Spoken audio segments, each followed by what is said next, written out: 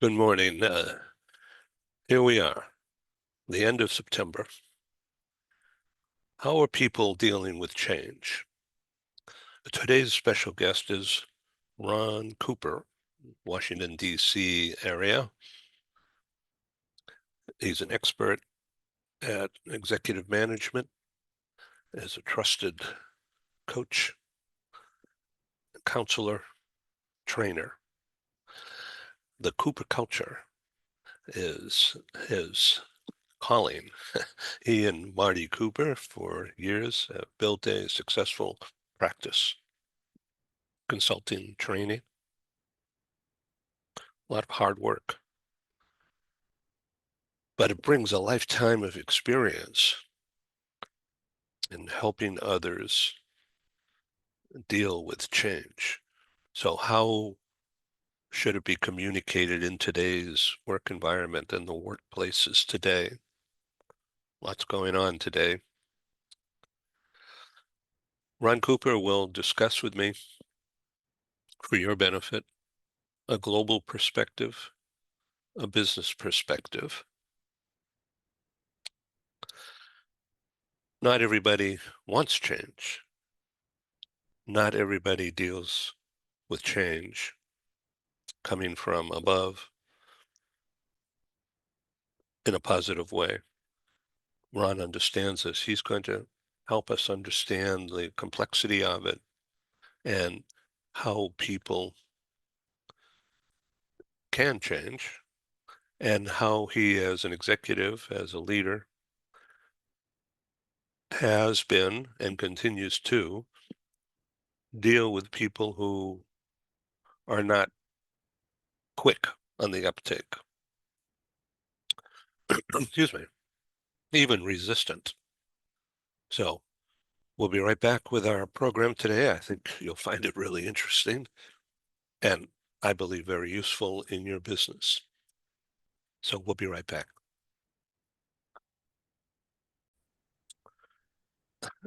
We're back. Global TV Talk Show welcomes Ron Cooper, the Cooper culture.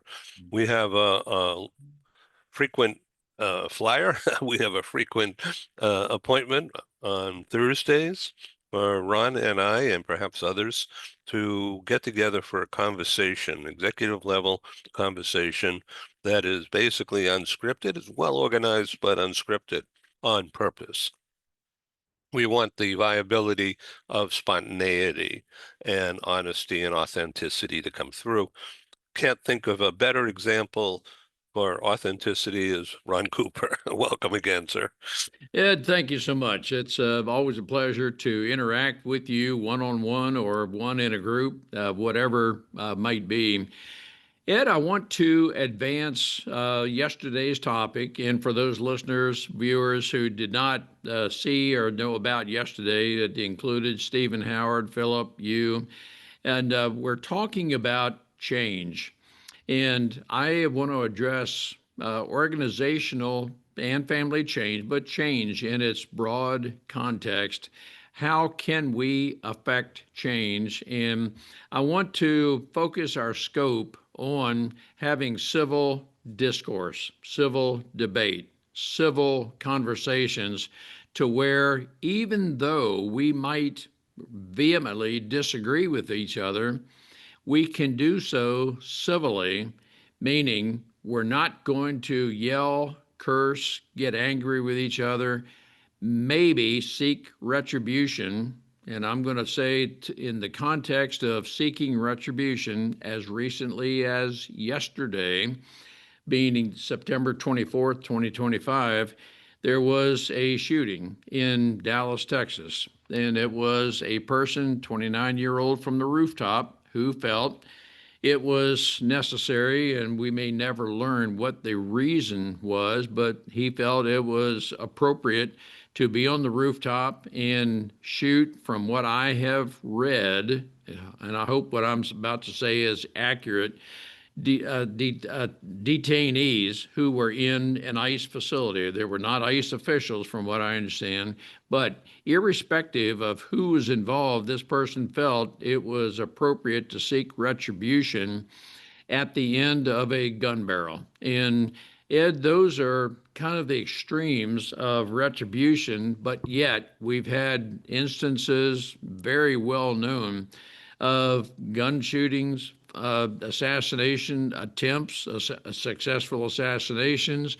We know of people who have died at the end of a knife stabbing and various things. Now, I'm not here to presuppose that I am a certified therapist, anything of that sort, but I am a concerned, very concerned citizen.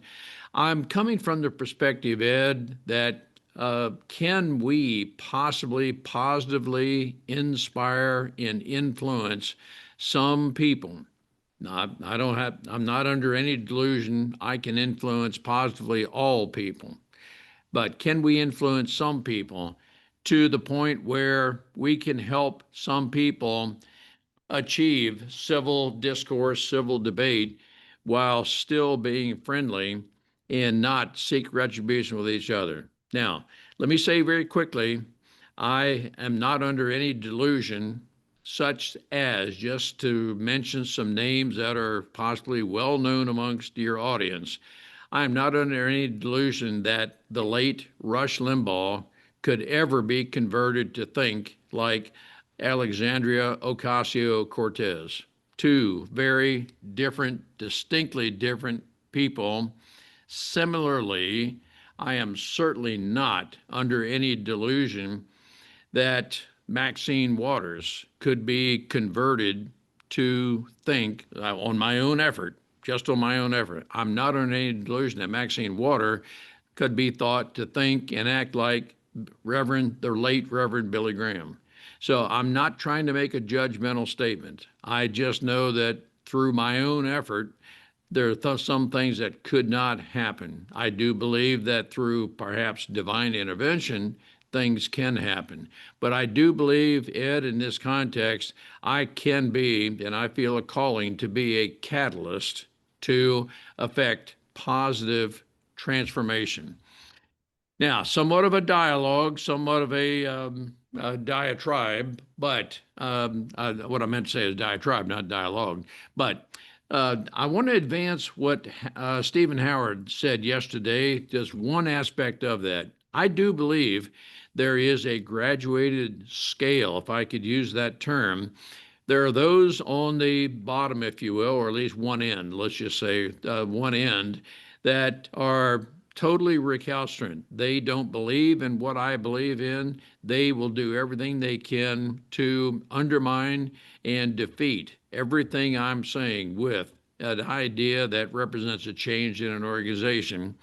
Going up from that, you've got a person who is a little bit lesser entrenched that, I'm not going to actively fight you, but I can't actively support you. They may be of that temperament.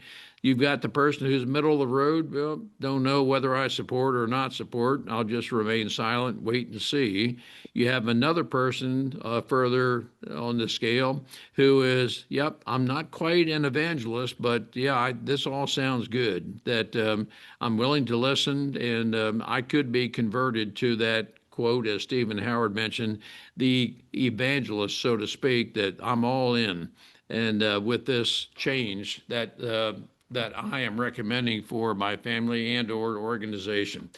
Now, in the context of this strategization of the way people think, Ed, I would approach from the standpoint of I would work with, in those two categories, the ones who are furthest, right, if I could use that term, but anyway, the ones who are very supportive, the evangelist, or the ones that are saying, yep, I like the idea, I can do whatever I need to do to support that. I want to start there because I can gain a following, if that can be an appropriate term, that of those people who support and through logic, through my influence, can be team supporters. And I would start with them. My purpose in doing that would be to gain a following. And my purpose in this is the more people we have who can be inspirational and persuasive, then the greater the likelihood we can work with those who are vehemently against the idea that represents change. So I am of the persuasion that first and foremost, they take the easy ones, so to speak, gain a following there. And as I approach with them and myself, those who are less involved, and they are the ones who are, I will not support this and maybe even vocally oppose it. I want to treat them as a prospective team member, hoping they are a team member. But Ed, in my approach, I want my tone, I want my approach to them not be one of, I know you're an adversary, you're an opponent, and so forth, but rather I want to try to gain them over by treating them as if they are a full team member.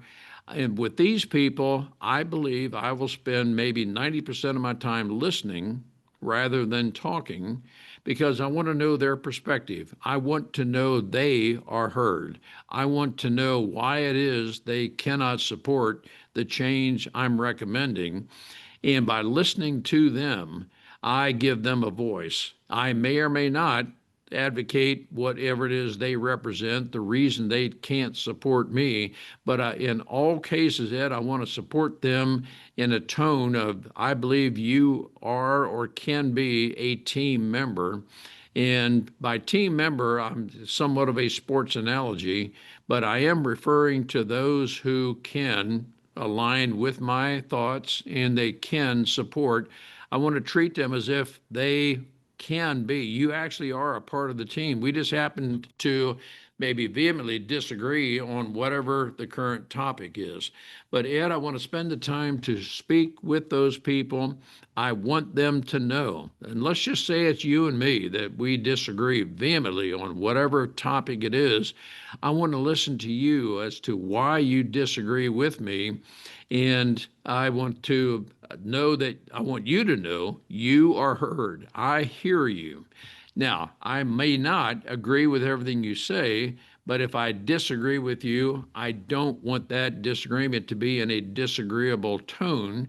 I just want to tell you, okay, Ed, thanks for your thoughts. I don't agree with you on that. My thoughts are aligned differently because, but I do believe, Ed, through that meaningful dialogue, what I hope to have a meaningful dialogue, we can have a meaningful exchange of ideas, even though we vehemently might maybe disagree with each other. I So may so never. let me jump in and Yes, just please do. say that I'm fascinated by your command of this issue and the depth that you're taking it. So the idea is to get a small win first to build some kind of a communication or an alliance. Yes, and I will say, Ed, that momentum. I am Uh, after, I am seeking momentum. Any small win, any win of any magnitude is momentum in the right direction. And so I'm not trying to say that, well, hey, you're part of the 2%. And it's not that. But can we be inspirational with our idea to where I can win people over, not forcibly, but I would hope that I can help persuade you to think that, oh, okay, Ron, I hadn't thought about that, hadn't thought of it in the way you're thinking. And Ed, I would hope I can win you over through that type of inspiration. Interesting. So in an organizational setting, that's what we're talking about here, basically, Yes. right? Right. Um, the do you use visuals or just words at first? I use words primarily, Ed, because first and foremost, I want you to know, I want the person to know with whom I'm speaking, this is all about a connected relationship. And let's say a PowerPoint presentation, from my perspective in this context and my personality, can be distractive. I want to talk with that person, and Ed, I think you'll know right away. And I use the term teamwork. You have your own definition of what teamwork is, being a part of a team, you're all in, and that's okay. I'm not here to argue what any differences we may have in definition, but I do believe you'll know if I am genuine in my conversation with you. I like eye contact. I want to make the eye contact with you. And in the context of if we have disagreements, I want to spend most of my time listening to your perspective, and you will know, and you'll form an opinion probably within the first maximum 30 seconds. Am I genuine in wanting to listen to you, or am I just throwing words at you to where I'm just you're I feel I owe you time, Ed, but really nothing more than that. But I want to learn about you. I want to learn from you. And so I would hope that I can project that in my conversation, my relationship with you. Great. And so, Ed, there are times when, yes, we're going to have a vehement disagreement. And so, within the organization, I would hope that through this conversation, I can impress on you that you know exactly why I want to make this change. You may not agree with me, but then I've got to make a determination, assessment, if you will. I need to discern, even though we disagree, can you still support me with this, even though that's my choice, my decision is not the one you would have made? Can we still work together, even though? And so I will have to make a determination if you're still in alignment with me, or after this conversation, might you go to another coworker? Might you go to social media to continue to undermine me? And that can become a toxic environment. For sure. So give me an example, a couple of one, two examples of the kind of change that you're referring to. Could it be a sales technique or marketing strategy? And yes, to all the above. Let's just say something that is, let's say somewhat easy. That, okay, we have a 40-hour work week. Will that be 4 10-hour days? Would that be 5 8-hour days? Might that be some other combination? And what is the greater good? Now, um, I need to make a decision, because let's say we have clients, and those clients may have a need anytime, 24/7, 365. It's not practical from a customer service standpoint to have them say, well, you just hold off until Monday, a normal work day. We might necessarily, if let's just say I'm in the plumbing business and hey, I've got a water leak. I can't wait until Monday to have that fixed. I've got to have service right now. So how do I work that? And so I have to have a customer service venue to where maybe, Ed, you're my go-to person. Uh, Now, does that mean you must be available during a certain weekend? Maybe, but but our service too. Our brand name is we will service you. We will be there within, let's say, X hours, whatever that may be. But let's just say we have to change our style of business to where we are available to our customers. And I'm fully aware, Ed, this may be a major inconvenience to you, but it's an even greater inconvenience if the house floods or is otherwise damaged from a water leak. And so we need to make some changes to make certain that we are responsible to our clients. And so, Ed, I'll make whatever changes I think are needed to do that, and I'm going to do everything I can to accommodate your schedule. But can I help influence you to think, to know that, yep, our customers are foremost? And I would hope, and there is a company that's guaranteed right first time, but can I, in the context of plumbing, can I have a reputation that our fix is guaranteed to work? Guaranteed. And if for some reason it's not working, we're coming right out to fix it. And I want you to know that that is our reputation. That is our brand. That is our service to our local community. That's one thing right there. And there may be some changes within our company that, well, one employee needs to come in later than another employee. Can we work things out to where my schedule, my children, my let's say aging parent, something, I need to change my schedule. Can I be flexible enough? Can I accommodate that change where, Ed, I want to I want to be available to you such that we can meet your personal needs. And I want to do everything I can to change my routine. And are there others who can maybe fill in for you? Because let's just say, for example, our work day starts at 7 a.m., but you can't come in until 10 a.m. because of some valid reasons. I would hope that I will do everything I can because I believe in you, Ed. You are a valuable contributor to our company. I will do what I can, and it may require two or three other employees to fill in the gap. But I want to do everything I can to meet your need, but it is going to require a change to our schedule. And so I would hope that we have a culture in our company to where we work together as a team, that we are willing to make changes. We're willing to accommodate other people because, Ed, I know you're a valuable worker and I want to work with you and I want to do everything I can to help meet your need. Ed, those are just some very simple off the top changes that might be necessary. But for me personally, it's about having a cooperative attitude. Am I an accommodating type person? Not that I'm lowering the standards, but I do know, Ed, that you have needs that may not fit with the rest of the company, and your needs may be temporary, but can we make adjustments to meet those needs, which do necessitate various changes? And there are all kinds of other changes, but those are just some of the very off the top simplified changes that I can think of.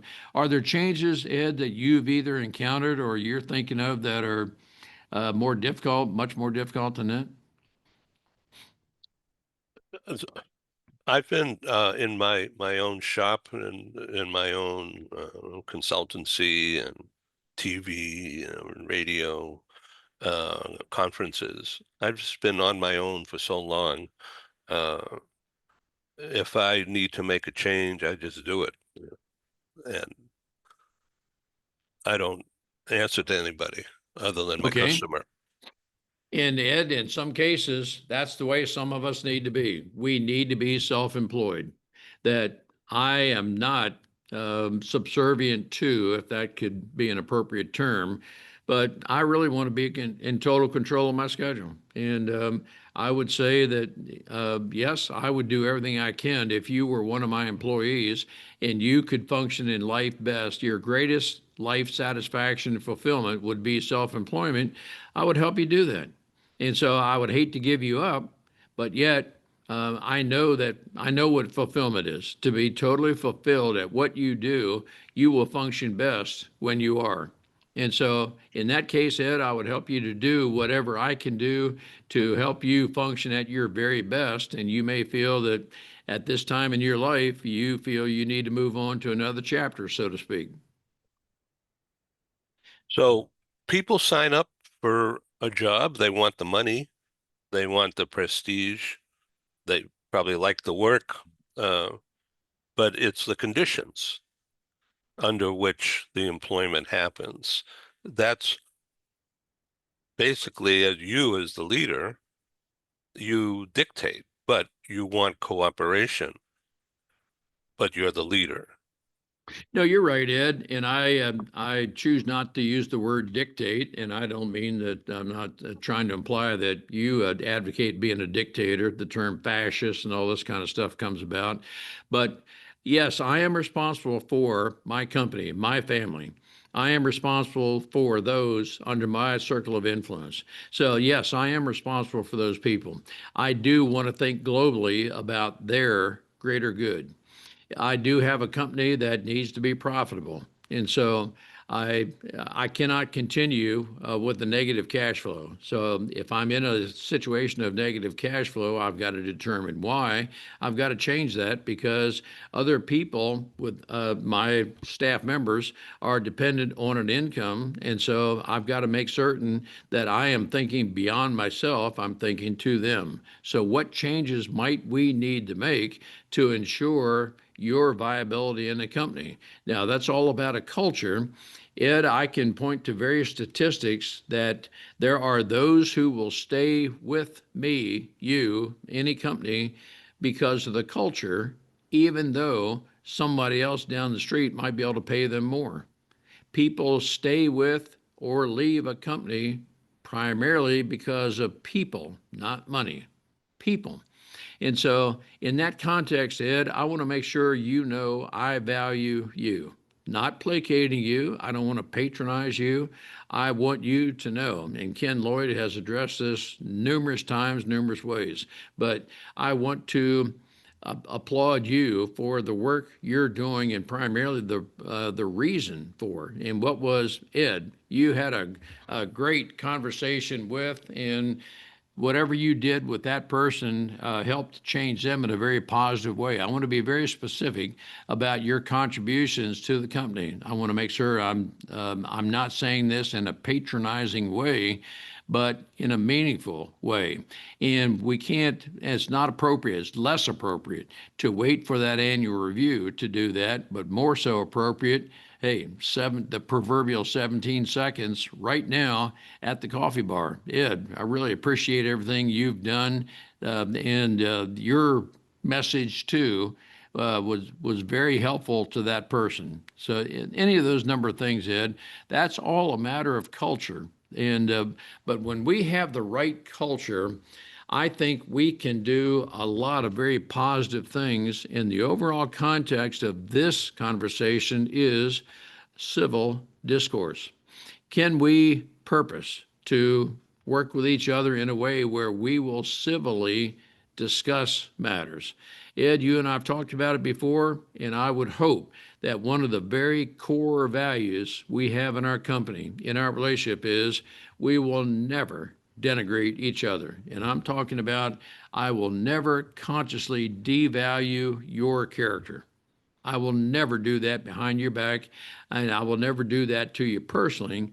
I may ask you why you did something, what you meant by, or something like that, but I will never intentionally denigrate your character. That can make you feel much lesser of a person, and you have value as a person. No matter what your background, your heritage, anything, in my opinion, we're all equal. So I want to make you feel that you are a valued person, not to undermine you, but always to be very meaningful to you. And again, not to patronize, but I hope you know that you are a very meaningful addition to this company. I have you on my team, if I could use that expression, because you are good at whatever I am not good at. You have a very valuable contribution to our team. Ed, that's what I'm talking about. And again, always, always, always, I would hope we can engage in civil discourse, even though we may vehemently disagree on whatever the local, small, global topic might be. Always, I want to have a civil discourse with you because I always want to know what you think, but why you think the way you do. So the Cooper culture. This And is yes, what it is. with the emphasis on culture, we want to do what we can to help you with a positive culture. We can help you with public speaking. If you have events where maybe you have offsite events, so forth, you have various speakers come in, I hope I can garner your approval to speak on any of these type topics. It may be appropriate, and many organizations benefit from half-day seminars, half-day workshops, where we discuss these type matters. And Marty, my wife, and I are DISC personality certified. A lot of what we're talking about, Ed, is a matter of personality, that the way I address different people is based on their personality. And I approach different people different ways, and there are ways we can assess a person's personality. And I would hope we would choose to adapt to them, their way of thinking, and their manner of speaking. When we choose to do that, we can significantly increase our ability to communicate. And Marty and I represent connected relationships in the context of, yes, we work well with each other. And when I say connected, I'm talking about professionally connected, where we have a very good relationship with each other. Again, we've talked a lot, but I'm a strong, strong advocate of having a psychologically safe environment or culture where, Ed, you can come to me at any time, and I may have said, done something you disagree with, but you and I can have an open discussion, and I will never denigrate you. I'll never think less of you simply because you differ from the way I think, but I can learn from your way of thinking. Ed, that's a lot of what culture is about. So, leadership, uh, being an example of the kind of uh, role playing, acting, not from a faking point of view, but acting out how you model behavior that you want in your organization. I'm getting lost in my own word salad here. I don't mean to be, but what you have been saying to me here is uh, language, use of expression uh, at at work and with customers. This is what you're talking about. I am. And Ed, a lot of what you're saying is, yes, it's tone. That's certainly one thing. But then I want to project to you as one of my employees, if we had that type relationship, I genuinely care about you, Ed. I know there is a continuum between home and the workplace. When things are going well at home, there's a reasonable possibility you'll arrive clean-minded, clear-minded, such that you can work better at the work site. And if things are going well at work, I have a good culture. There's a reasonable chance I can send you home happy.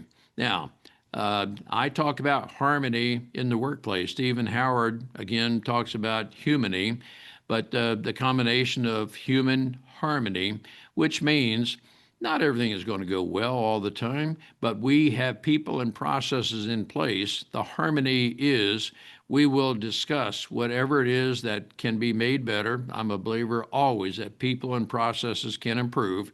But as we have that open environment, we can discuss those matters. Now, I will never force myself on you and your home, Ed, but if things are not working well at home, I would hope you'd feel free to discuss that with me. And it's in an environment where I would never have a negative thought about you because of whatever may be happening at home. But I just know that when things are working well at home, and you maybe can benefit from any ideas I have about the home environment, I would hope that we can share ideas, and I do want to engage as much as you feel comfortable engaging with me about your home environment. Again, knowing there's a continuum between home and work. That's the culture of our company.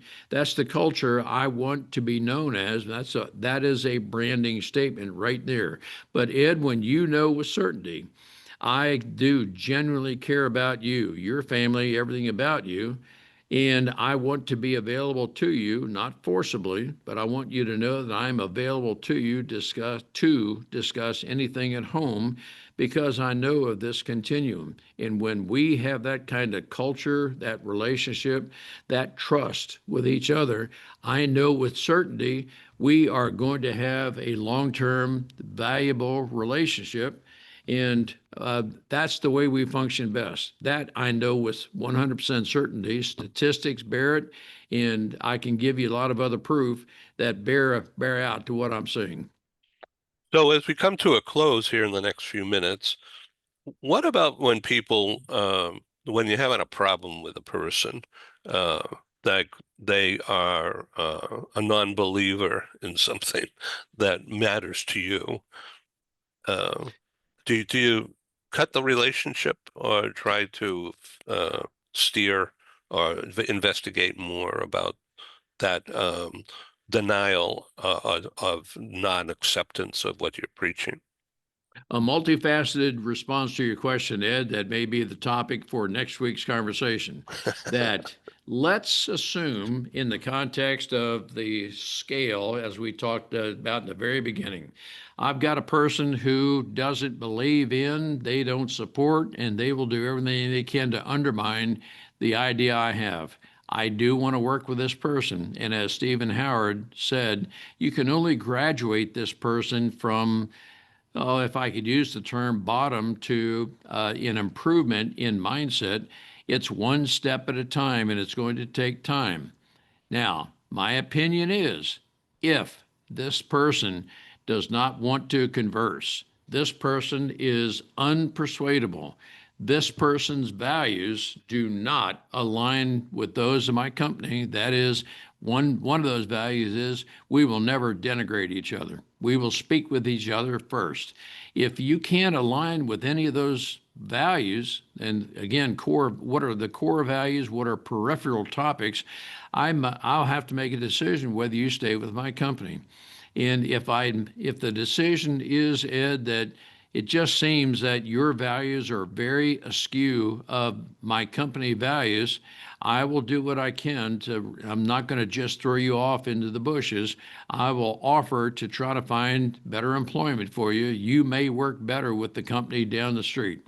And I'll do what I can to have you have to transfer you there, but I am not of the mindset that I just want to throw you out to the bushes.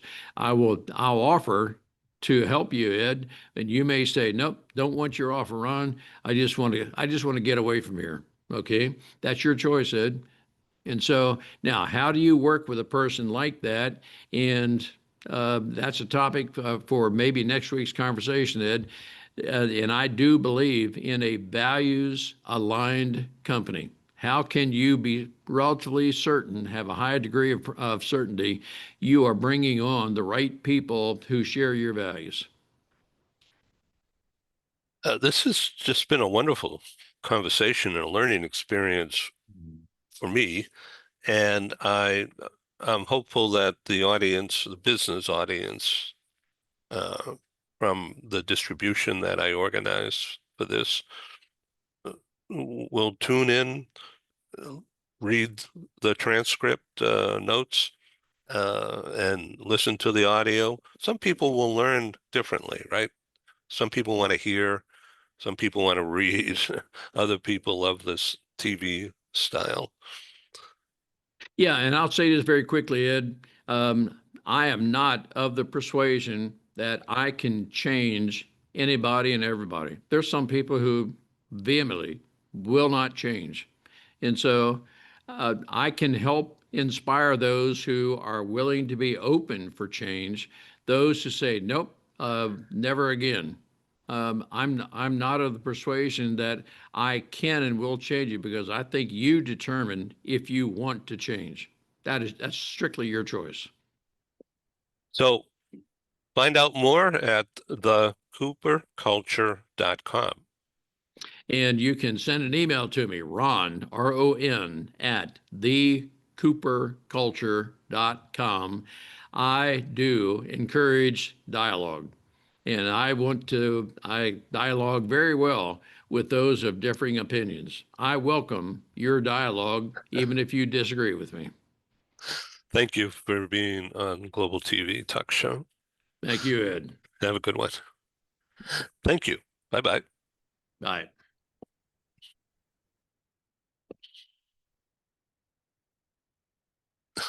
The button. The button. There we go.